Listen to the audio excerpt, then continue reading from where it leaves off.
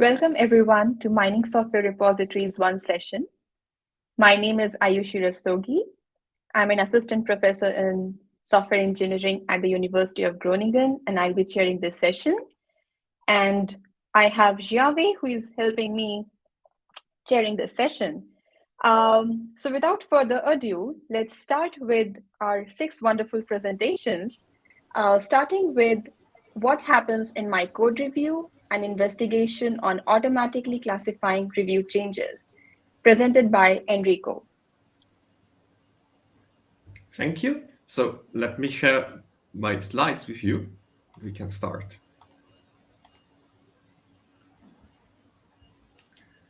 Okay, so welcome everybody. I'm Enrico, and today I will present my paper on automatically classifying review changes. So in this paper, we focus on code review. Code review is a fundamental part of the software development process, which has 3 main benefits. It allows developers to assess the quality of the code, to find defects in it, but also to transfer and share knowledge between the developers involved in this process.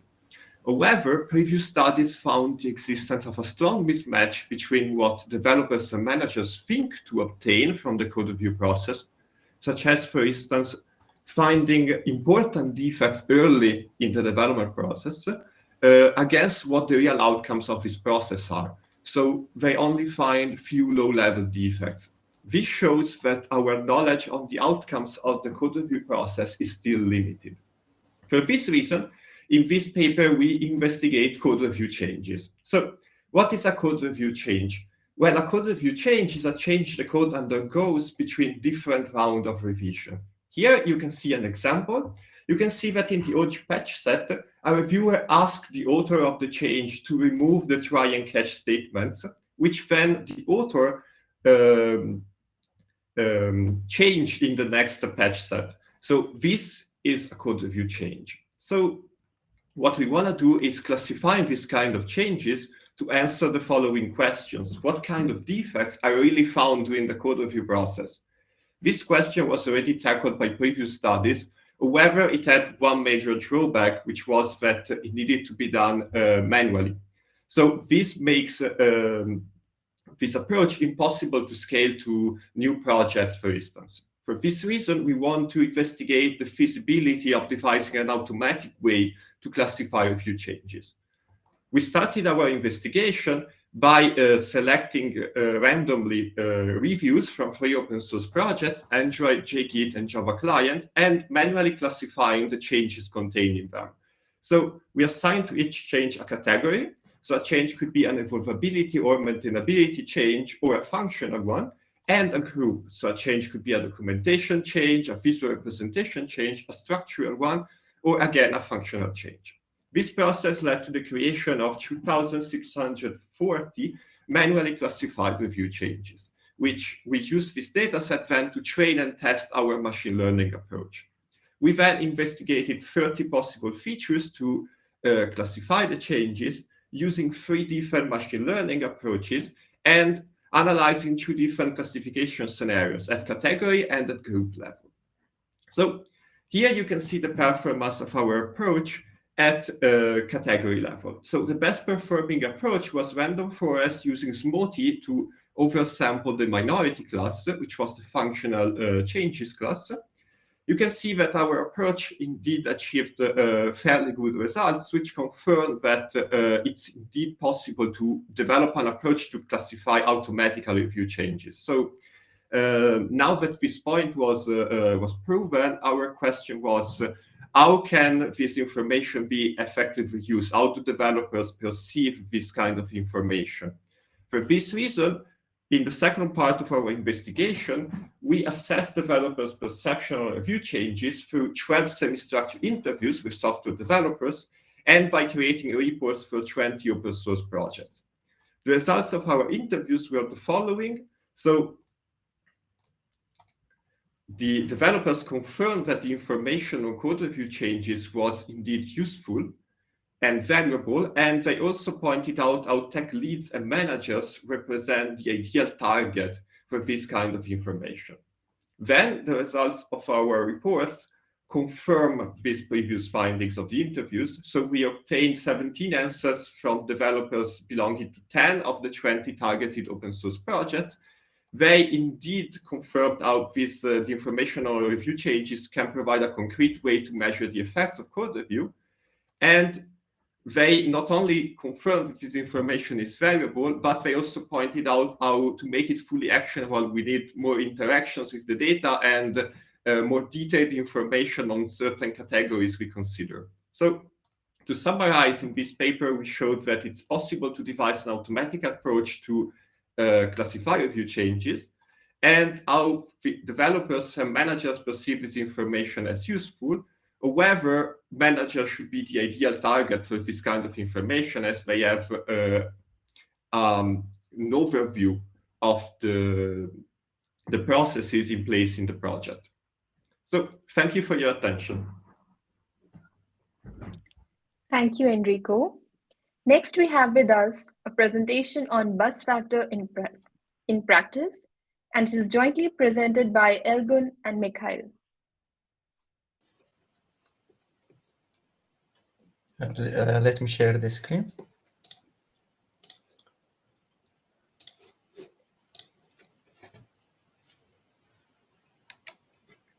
So hello everyone, my name is Elgun Jabrailzadeh. I'm a graduate student at Bilkent University.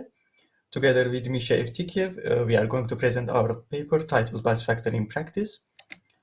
So in today's world, most software projects are developed by teams, and in team environments, projects may get abandoned due to various reasons, one of them being a number of developers leaving the project and the lack of experience of the other developers to continue it.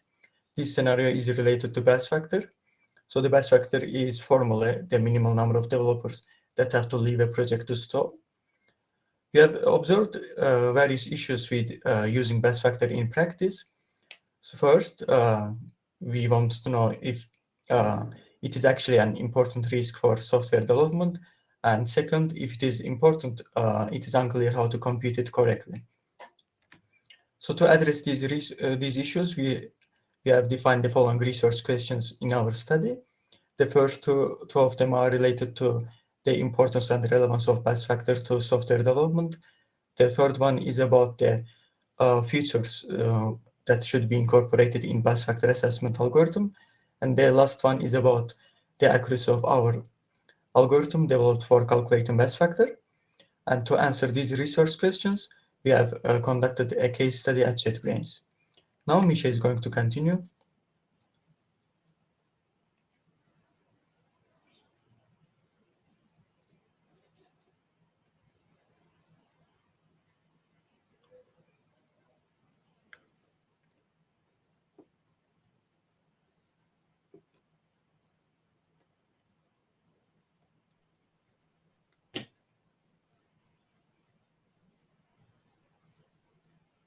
Is Michelle around?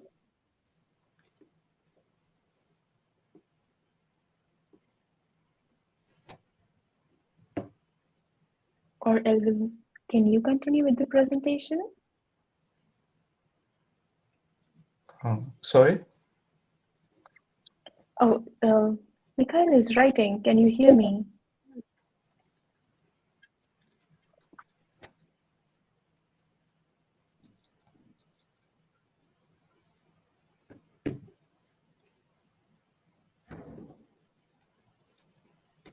Elgun, would it be possible for you to present the rest of the talk, because I don't even see Mikhail anywhere? Oh yeah, Misha is here actually, but we cannot hear him. Ah, okay. The system has given a signal that the internet connection is not stable.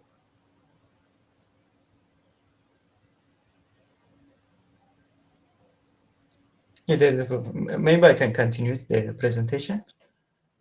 So to answer these resource questions, we have conducted various interviews with JetBrains employees, as well as with the software engineers around the world by doing an online survey.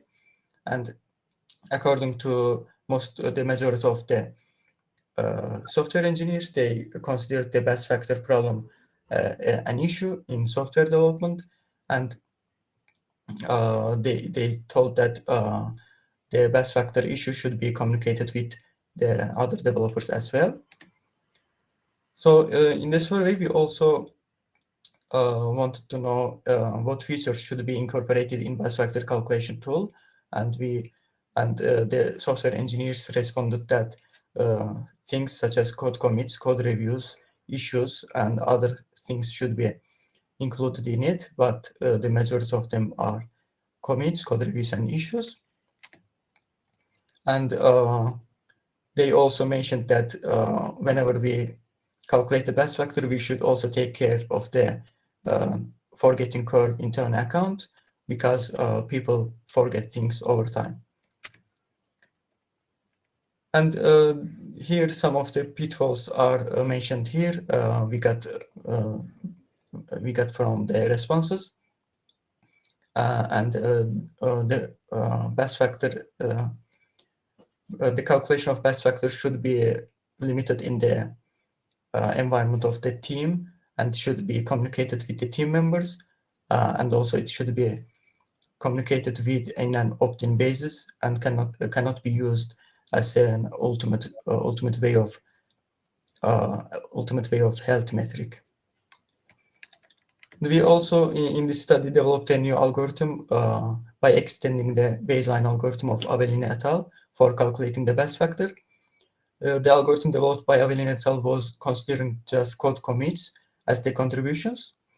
We integrated code reviews and meetings to this algorithm by mining them from JetBrains Space platform. We also additionally integrated forgetting curve as suggested by the survey respondents. And to validate the accuracy of the algorithm, we did an additional survey with JetBrains employees, asking them to list best factor and key developers of the projects they have been working on. We got 14 responses on this survey, and according to this ground truth, we calculated the mean absolute errors of our algorithm versus the baseline algorithm, and ours got slightly better scores. So we can conclude that adding additional data into best factor calculation algorithm leads to a better score. So in conclusion, we conducted exploratory interviews and surveys at JetBrains to know the practitioners' opinion on best factor metric. We derived best practices to address the best factor issue, and we also provided recommendations for the design of the best factor calculation tool. Moreover, we developed a new multimodal best factor calculation algorithm incorporating code reviews, meetings, and forgetting curve, in addition to code commits, which got a slightly better mean absolute error score over the previous state of the art. That was it about our study. Thank you for listening. If you have any questions, I would be able to answer them. Thank you, Elgun. Our next presentation is on AutoTransform, automated code transformation to support modern code review process by PIC. Hi, everyone. Let me share my screen. Okay, can you see my screen? Yes. Okay, good. All right. Hello, everyone. My name is Pik Patanamontong Tanunam. I'm a lecturer at the University of Melbourne in Australia, and I'm presenting our paper titled AutoTransform, Automated Code Transformation to Support Modern Code Review Process. And this paper is a collaboration with Clark and his PhD student from Monash University. So first of all, what is a code review? You may already know that, but code review is an activity that developers manually examine newly written code in order to improve its overall quality. But despite the benefit of the code reviews, developers reported that it's challenging for them to switch context and keeping track of the other tasks and reviews. And code authors also perceive that receiving timely feedback is one of the top challenges. Thus, an automated approach would be beneficial by automatically applying the common revisions and allow developers to focus on the complex and critical parts of the software system. And with this goal, there is actually a recent work has leveraged an approach to automatically transform code from the version before a review to the version after the review. And in particular, they leverage code abstraction and a recurrent neural network or RNN architecture to achieve this task. However, the underlying limitation of using code abstraction is that the approach cannot correctly transform code if a new identifier or ritual is introduced in the after version. And another limitation of the recent work could be the use of the RNN architecture. This is because a recent study raised the concern that the RNN architecture has difficulties in remembering long-term dependencies between the tokens. Thus, the performance of the RNN architecture could be suboptimal as well when a sequence becomes longer. Therefore, in this paper, we propose a new framework called Auto-Transform, which leverages byte pair encoding or BPE and a state-of-the-art neural machine translation architecture called Transformer. And with the BPE, code tokens will be tokenized into subwords, and the identifier can be reconstructed from the subword, even though it is a newly introduced code token in the after version. The use of the transformer architecture also helps us mitigate the limitation of the long-term dependency by computing the relationship for each token with all tokens in the sequence. Thus, the model will better capture the contextual relationship between all tokens in the long sequence. And to evaluate our approach, we compare the number of perfect predictions with the prior work. And here's the results. So first of all, we find that our auto-transform can correctly transform the methods that have new tokens introduced in the after version, but the prior work cannot. And secondly, for the long sequence, our auto-transform also perform better than the prior work, even though we consider only the methods without the new tokens. And the result for the other two projects are also similar in our experiment. And these results suggest that our framework substantially improved the prior work for the automated code transformation in the code review process. And since we use two new techniques to perform these tasks, we also interested to quantify the contribution of each technique.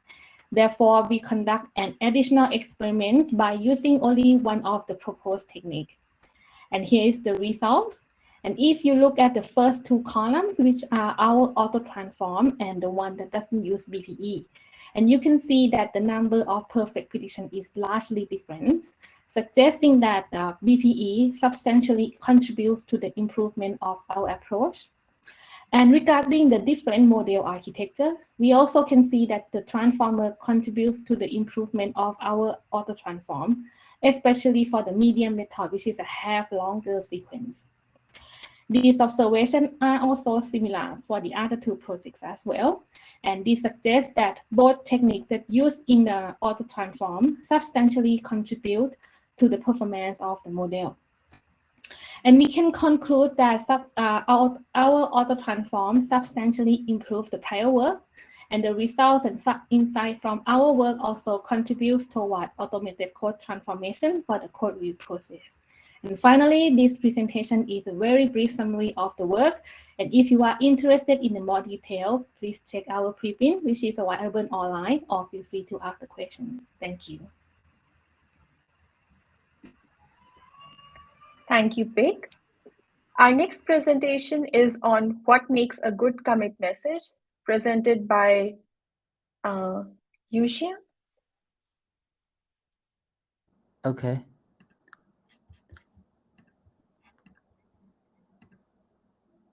Can you see my screen? Yes. Okay. Hello, everyone. I'm Tian Yingchen, a master student from Beijing Institute of Technology. It's a great honor for me to present our paper, What Makes a Good Commit Message. This is a joint work with Yuxia Zhang, Class Jian Dao, Lin Jiang, and Hui Liu. Commit messages constitute an important modality in collaborative software development for sharing knowledge among developers. Each commit should contain both change to source code and a description message. the quality of commit message is very important.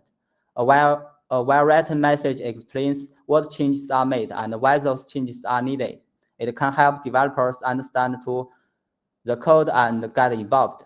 Secondly, commit message automatic generation tools may yield an artificially high precision rate when low quality commit messages are used as datasets to train the generation model. The left figure shows a well-written example. This state of affairs leave a number of important open questions. Firstly, there has no definition of what makes a good commit message and to what extent do poorly composed commit messages exist. Secondly, in terms of semantics, what are recurring patterns of how these well-written messages are expressed? Finally, feature tools that could help developers in writing good commit messages should be able to recognize whether a written message is good or not. So can commit messages of good quality be automatically identified?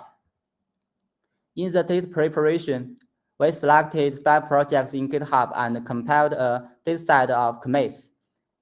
Before investigating the characteristics, we construct the standards of well-written message.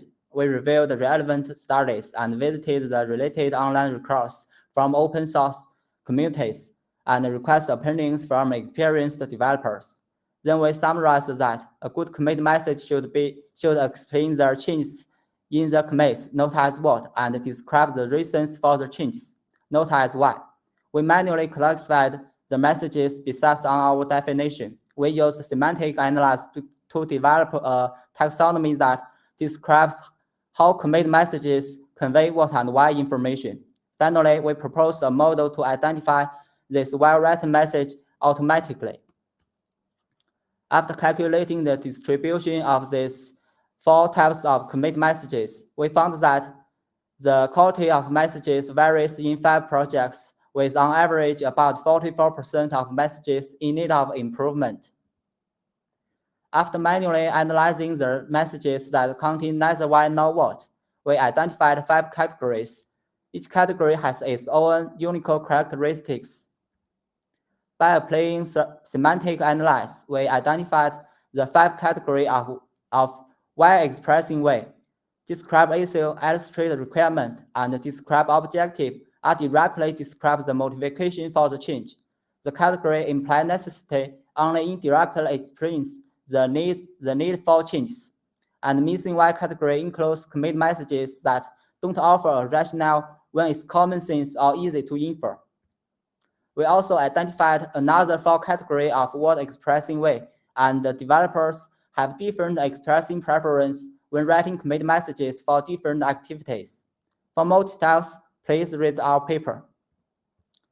And then we proposed 3 classification models based on bidirectional long-short-term memory to automatically identify whether a commit message is well-written and whether a message contains why or what information.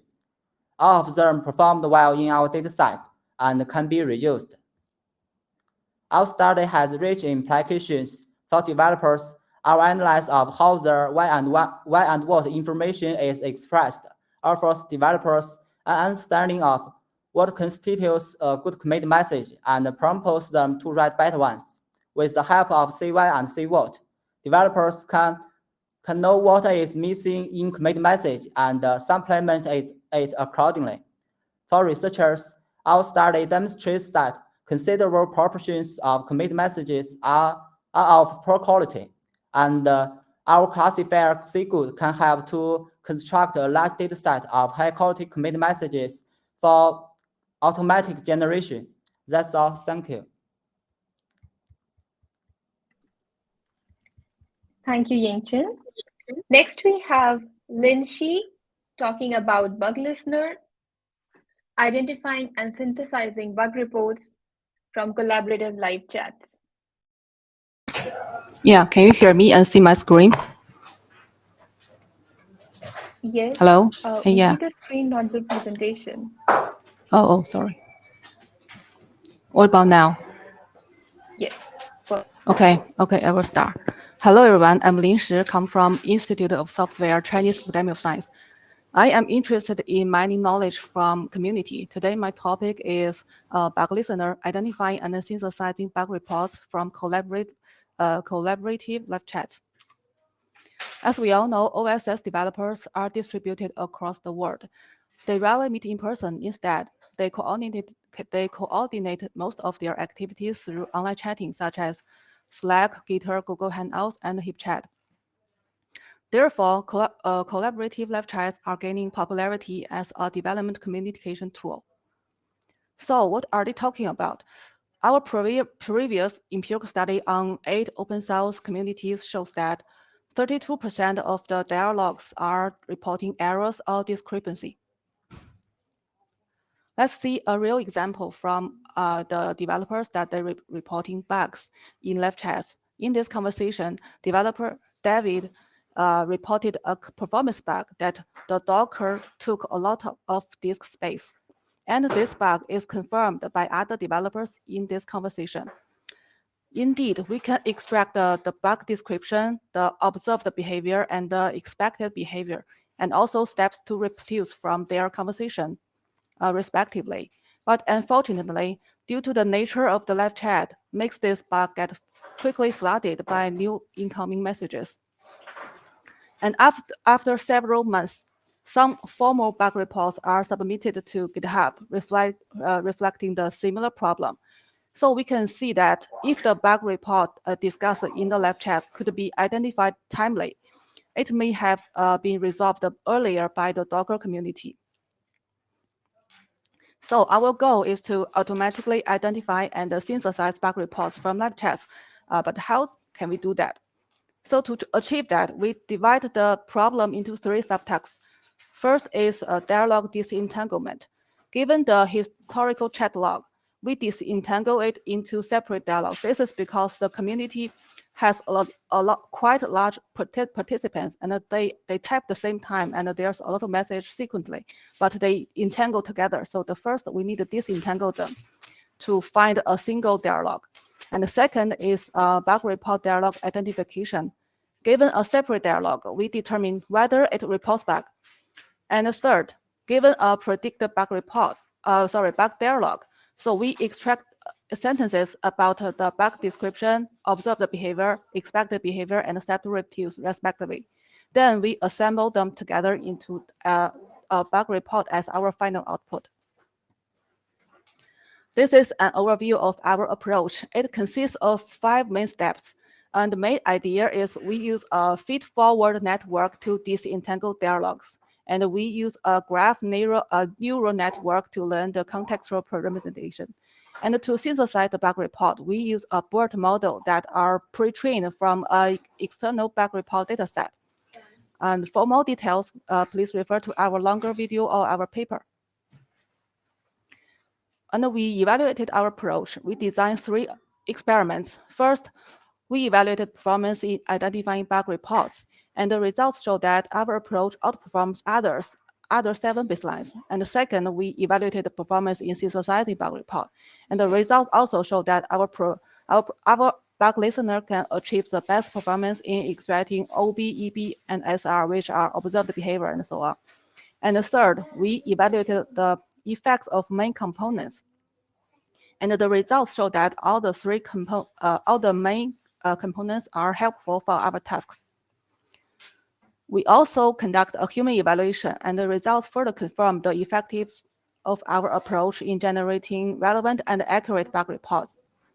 So in summary, we propose bug listener, including a deep graph-based network to effectively identify the bug report dialogues, and a transfer learning network to extensively synthesize bug reports. Second, the evaluation results show that our approach outperforms existing baselines, and the above observation and our results demonstrate that applying bug listener in community-based software development has the potential of promoting bug discovery and quality improvements. And that's all for my presentation. Thank you. Thank you, Lynn. And finally, we have our last talk on SZZ for vulnerability, automatic identification of version ranges affected by CVE vulnerabilities, presented by Lingfeng Bao. Hi, can you see my screen now? Yes. Okay, I will start. And hi, everyone. My name is Lingfeng Bao from Zhejiang University. The paper I present is titled "VSZ Automatic Identification of Version Ranges Affected by CV Vulnerabilities." And this is a brief background. And CV and NVD are widely used vulnerability. Many software composition analysis tools rely on them. However, the software versions of CV vulnerability are not always reliable. Here is an example. We found that the version information in this CV is changed in the history. And so here is the first motivating example. And a previous study found that the version information of the affected software in many CV is sparse. And they proposed an approach based on the original SSA algorithm to refine such inaccurate version information. And in this motivation example, we can use the original SSA algorithm to refine information to like this. And here is some background of the SSA algorithm. One of the important assumptions of SSA algorithm is that the commit that last modifies the buggy line introduce bugs. And there are several SSA algorithms such as the original SSA algorithm, Edge SSA, MA SSA, and I SSA.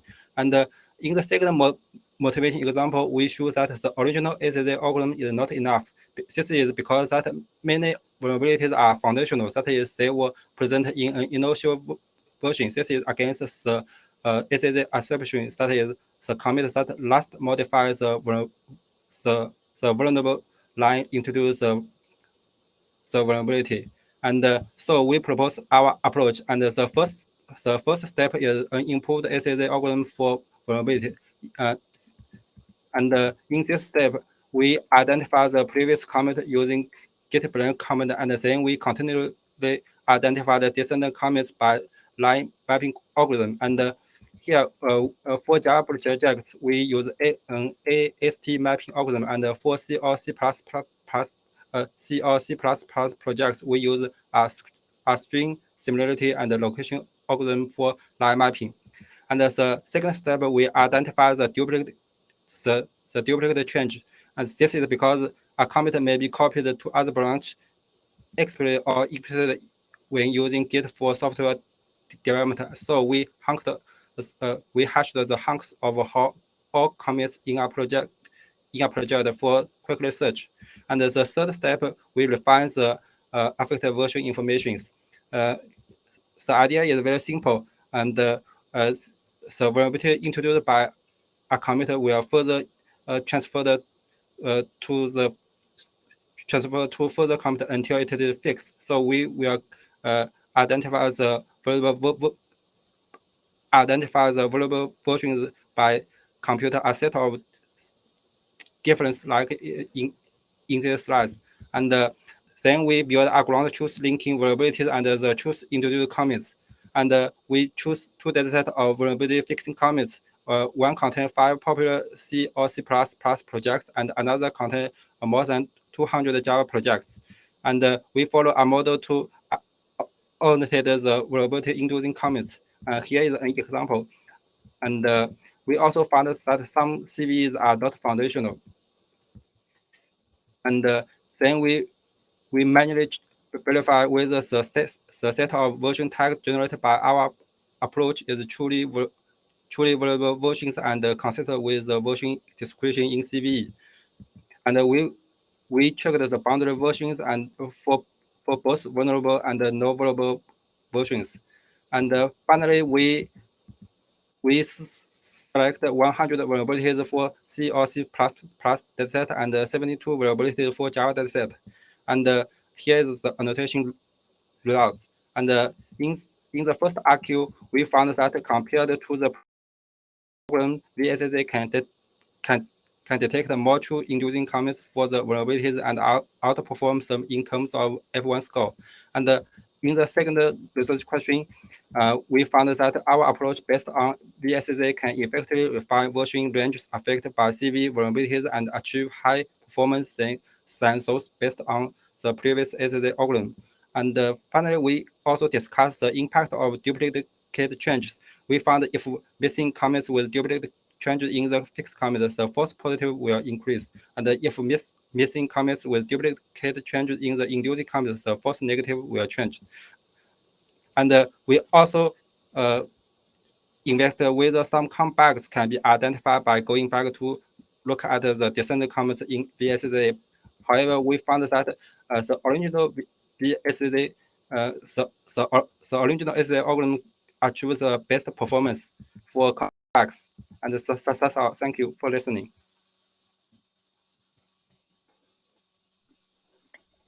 Thank you, all the presenters. To all the people who are attending these talks, the floor is now open for asking questions. And you can ask questions by either writing in chat, or you can just unmute yourself and ask the question.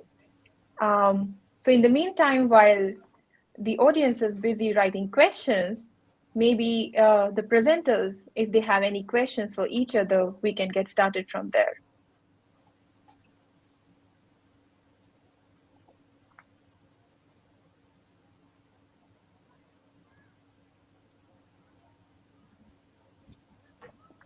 Maybe I have a question then. Is that okay? Yeah, my question is to Enrico about the classifying review change. So it's very nice and interesting work. I'm just wondering about the performance. Like it can see that you did very well for classifying evolvability, but for the functionality it has a slightly lower performance. Can you discuss on that? Like what kind of information or why you perform very well for the evolvability, but less than for the functionality? And I actually have another questions. So you suggest that your tool could be useful for the manager. So I'm wondering what kind of the usage scenario that the manager can use your tool. Can you elaborate on that? Thank you. So for the nice questions. So let me start from the first one. So yeah, as you've seen from the presentation, indeed the tool performed better on the evolvability changes and less, it had worse performance on the functional ones. We achieve similar results also when we look at the group level. So the tool performed very well for the other three, the documentation, the visual representation, the structural one, and a bit worse for the function one. The reason are mainly twofold. The first one is that the functional changes are less in the dataset overall. They are significantly less than the evolvability changes. So this makes it harder for our model to predict them with the same effectiveness as the other ones. And I would say that the real problem, apart from this one, is also that inside the functional changes, there are a lot of different kind of sub changes, let's say subcategories of changes that have very different characteristics. So they can be something very simple, like a wrong condition in an if statement, but they can be something very complex, like an algorithm that doesn't perform well enough, or something that is completely missing. So they are very heterogeneous in nature, and this makes hard for the metrics we consider right now to be able to effectively predict them. So this, in a way, was the first attempt to tackle this problem, but definitely future work should focus on investigating how these kind of changes can be better classified. How can we improve the performance of this initial model? Maybe consider new metrics that could be aimed specifically at functional changes. That could be a possibility. So moving to the other questions you had. So the idea is that, so we envision managers, for instance, to use this kind of information. I can actually if I may, I can share a slide with you that I kept as backup slide, where I can show an example of the report we created. So to give a better example of the kind of information we plan to offer with this. So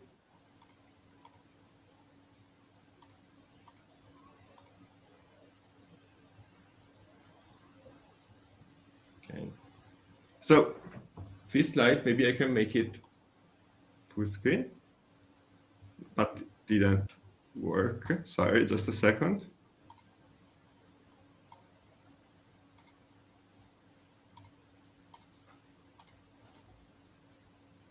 Okay, it's much better now.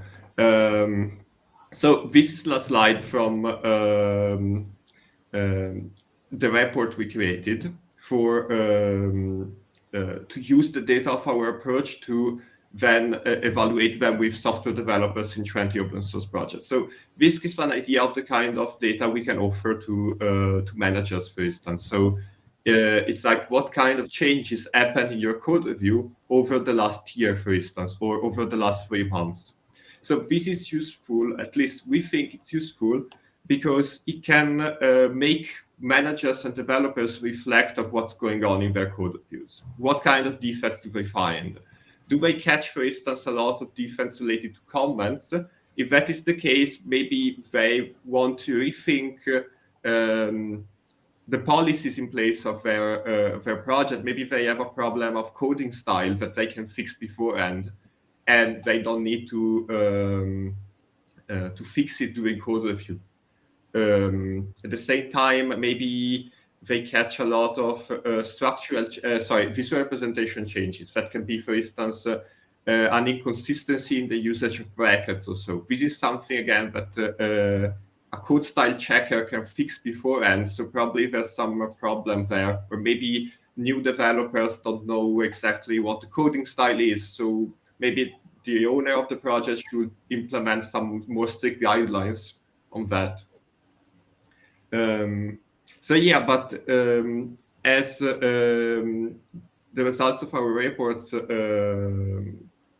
mentioned, developers indeed said that, yeah, this is good, but it's just the beginning in a way. So what they wanted is also the possibility to then make this kind of data interactive. They want to, for instance, explore different timeframes, get more detailed information on what exactly a specific type of change means, what are the subcategories of change inside a category, and so on.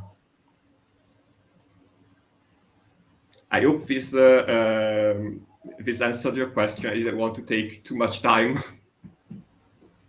Yeah, thank you. Thank you. That's good.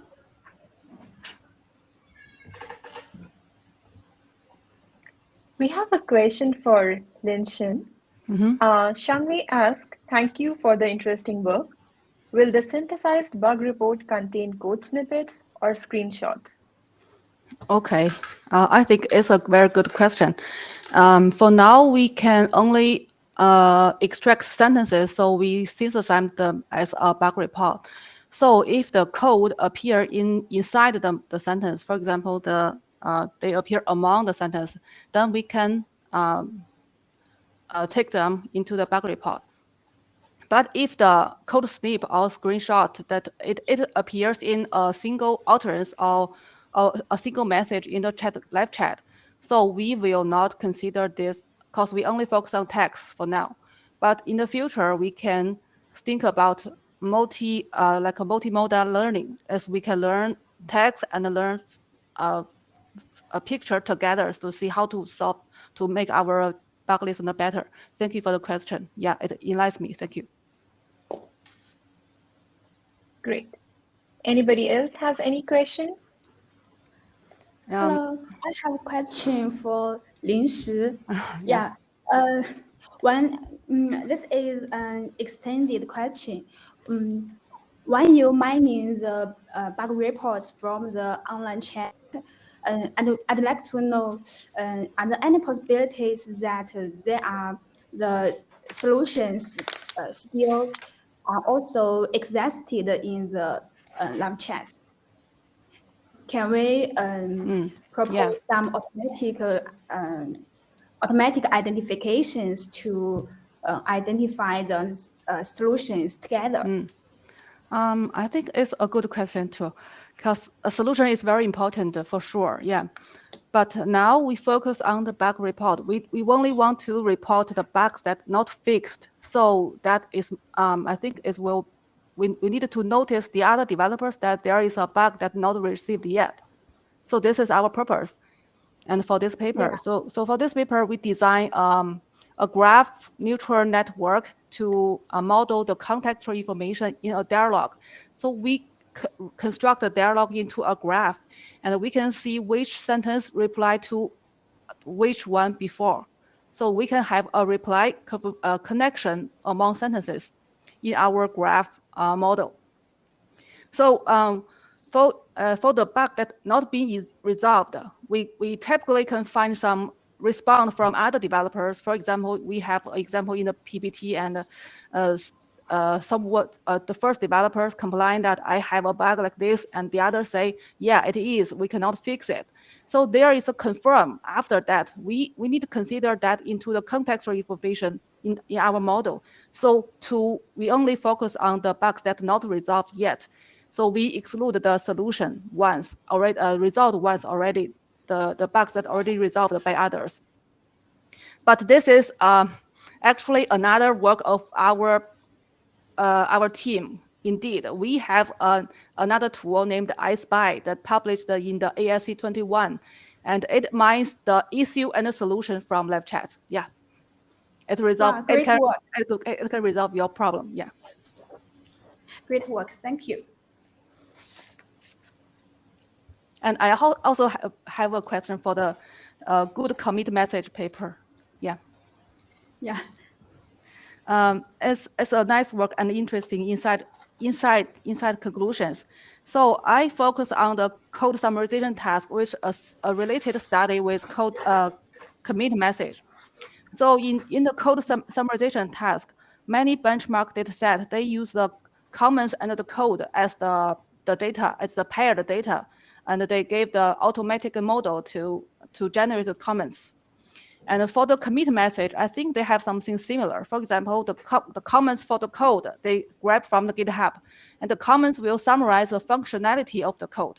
I think the commit message will also summarize the functionality of something for the commit. So my question is, what's the difference between these two kind of data? So can we use the commit message for our code summarization task? This is the first question.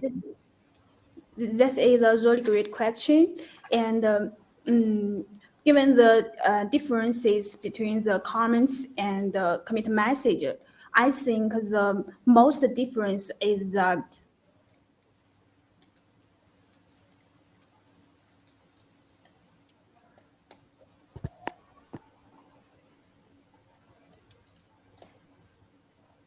Tian, I guess we lost you for a minute.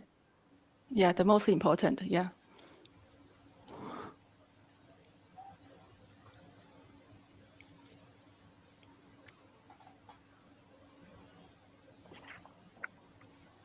Perhaps we wait for her. Okay. Yeah, okay. So when she comes again, perhaps she can answer the question. Yeah. In the meantime, anyone else has any questions? Hello, everyone. Could I ask another question? Yeah, sure. Xiangwen, please. Okay. I have a question for auto transform. It's peak, right? If I understand the work correctly, your approach works as taking a code snip as input and then try to predict the version after the code review. Is it correct? So right. yeah, thanks. So I want to know, in your opinion, what is the difference between your approach and the traditional program repair tools? Yeah, that's a good point. So the problem is slightly different, in my opinion.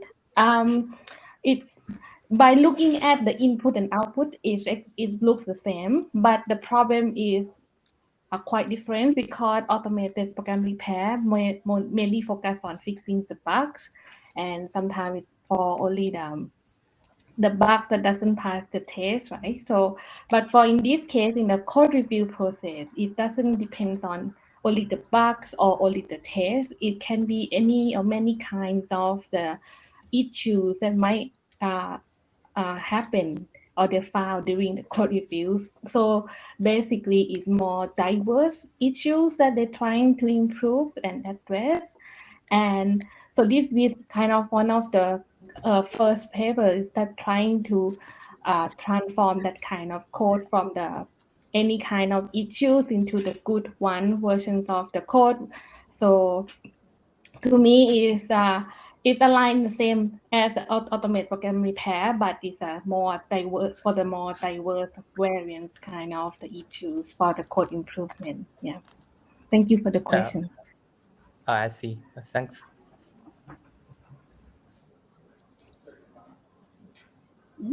And I see that Yingshin is back, so perhaps she can continue with the answer, which we lost somewhere in between. I'm really sorry for the unstable connections. And let me continue my answers. I think the most difference between the comment and the commit message is the purpose.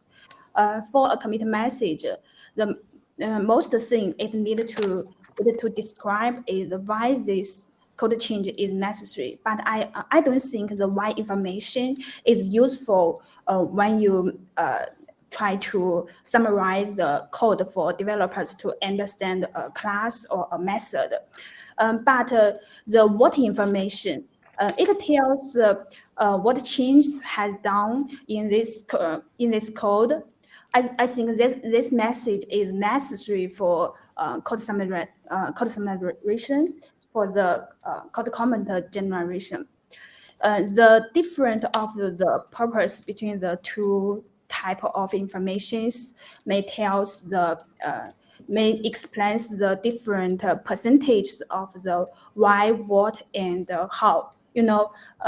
I noticed the most perceptions of the information in comment is how to use or how this code, how this function is conducted. Something is like that. And in our studies, we propose a classifier which can tell whether a commit message contains the why information or what information. I think based on this classifier, we can mainly identify the what information is then use this data to as input to train our models to summarize the code. Thank you. And I have a following question about the commit message. In our observation in the code comments, they have, and also reported by Qiu Yuanchen a few hours ago, and he says that there are 6 categories of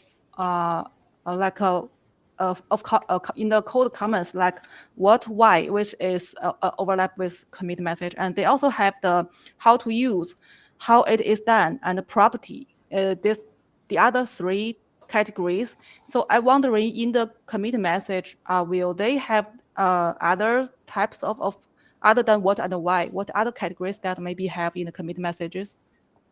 Yeah, of course.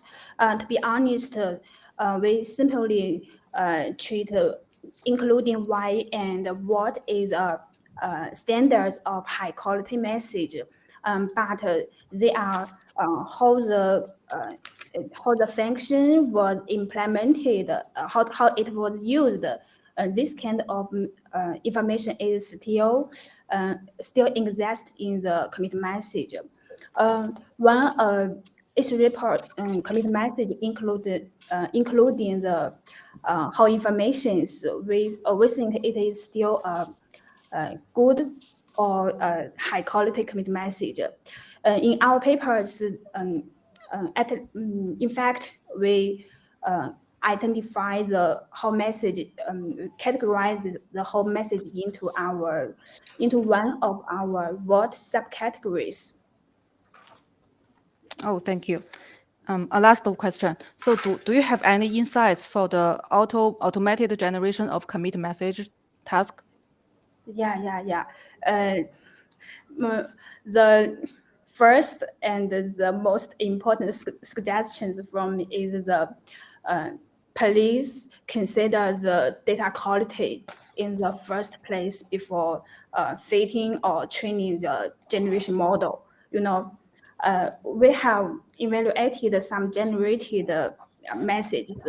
To be honest, the quality is needs a great improvement, and some of the generated message is simply rule-based, or it's not a complete sentence, express some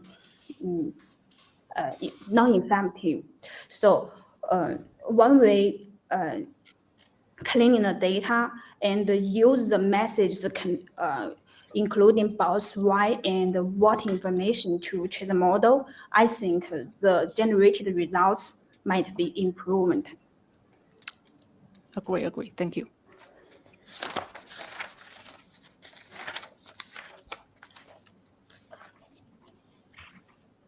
Great. So I think now there are a few minutes left until the end of the session. And I had a question which I wasn't just getting time to ask. So I heard so many inspiring talks today. And I'm curious to know what's next. What are the challenges that still remain or that you would want to work in the subsequent research studies? So feel free to talk in any order. It's just nice to hear the future of what we are going to do. Can you hear me? Yes. Cool. So one thing that would be interesting to look at is, okay, we did a study on the bus factor and we proved that, okay, bus factor is definitely a relevant issue, but then it would be interesting what other issues are relevant, because it would motivate us to create tools that would be really required by the developers. So I see one of the ways to extend the study is to look at different issues and conduct surveys and interviews to study whether these are relevant, and then create the corresponding tools. And another straightforward direction for extending the bus factor is basically adding new modes of data and then collecting more data on the bus factor of various projects, because we had so few responses, we couldn't do any kind of fitting or machine learning or whatever. It just wouldn't be right. And our algorithm was basically designed from our beliefs. But then if we would have, I don't know, like 100 responses, we would be able to do some fitting, and I guess the results would be way better. So that would be that for us. Yeah. May I also have a question for Pig? And I feel like automatically generating review the code for open source project sounds very magic to me. And it is so difficult for human even write very good review the code. And what is the difficulty in machine approach? What is difficult for the machine? Yeah, what is the most difficult part in your approach? That I mean, I think is learn code is is already hard, but learning a good code is even harder. And then there's not only about I think it's not only trying to make trying to recommend the exactly the same, the correct one. That's it's very challenging, because as I said that the issue is very diverse. There's so many kinds of issues, so many types of code chains and characteristics. So it's quite hard for the model to capture everything and all kinds, and then trying to make a recommendation. And Another thing, just maybe also add to point Ayushi question as well. I think the another challenging is that it's hard for the user to understand whether or not this is the right one or this is the good one that this is that the river should follow